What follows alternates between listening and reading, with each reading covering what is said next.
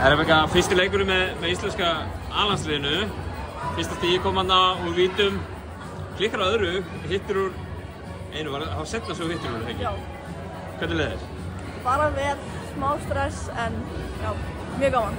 Þú nú hafa viljað setja setna ofan í. Já. Við sá svipuna þegar fyrir að þarna fór ekki. Nei, já, það var svekk, en ég er bara glöð að setna á datann í. Þessi leikur, þetta er náttúrulega spila á móti topp 10 liði í heiminum í Serbíu. Það var brekka lengst af. Hvað fór í gegnum hausina þér svona lungan úr leiknum þegar þið voru komnar 20-30 undir?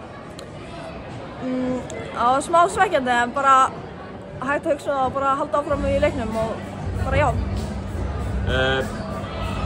Undir lokin, í fjórða leiklutanum kemur mikill kraftur inn í liðið einhvern veginn aftur. Það komum þessu úr þessum 35 stigum og komum þessi niður í bara einhver 20 stig. Vinni niður 15 stig. Þú og Sigrún eru komin mikla orku að bekknum.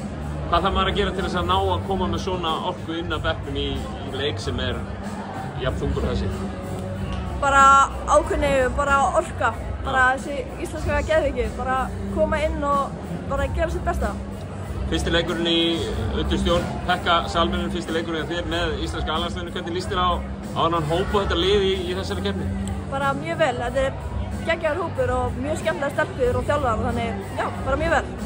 Portugal úti á þriðjudaginn, fáið nokkra daga á milli núna til þess að ná ykkur, ef svo má vera komast. Hvernig fljúguð þið út? Á föstudaginn held ég ekki viss. Nei. Hafið þið eitthvað skoðað portugalska liðið eða farið í það bara beint núna? Ekki enn, en við förum örugglega bara í það núna. Svona fyrir þið persónulega að fá að klára leikinn á svona hárri nótu eða ég fæ að þýða eitthvað. Er það ekki svona drifkraftur inn í svona komandi leiki? Jú. Klárlega? Já.